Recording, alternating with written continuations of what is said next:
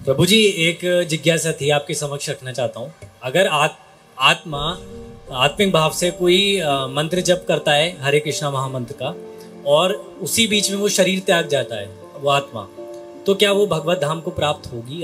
नहीं, जब तक कि भगवान कृष्ण के साथ उसका प्रेम नहीं होगा तब तक वो वापस नहीं जाएगा।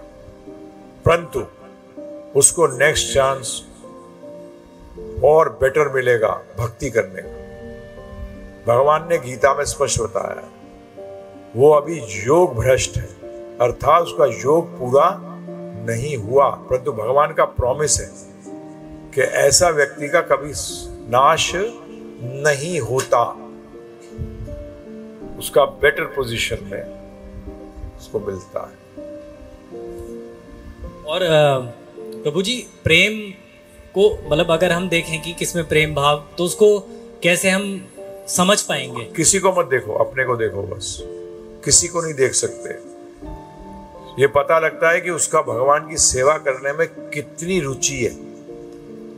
रुचि पता लगती है, 24 घंटे रहता है भगवान की सेवा में, या इसने उनको भी पार्ट टाइम बना रखा है।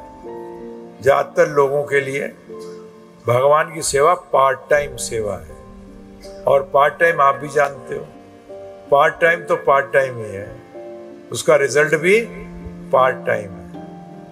फुल जहां नौकरी फुल टाइम करते हो वहां सैलरी ज्यादा होती है, पार्ट टाइम में सैलरी कम होती है। इसी तरीके से पार्ट टाइम, परंतु पार्ट टाइम कई बार होता है फुल टाइम नौकरी नहीं होती, तो पार्ट टाइम करके कुछ तो कमाते हो। तो इसी तरीके से कुछ तो कमाओ। जीरो से something is better than nothing.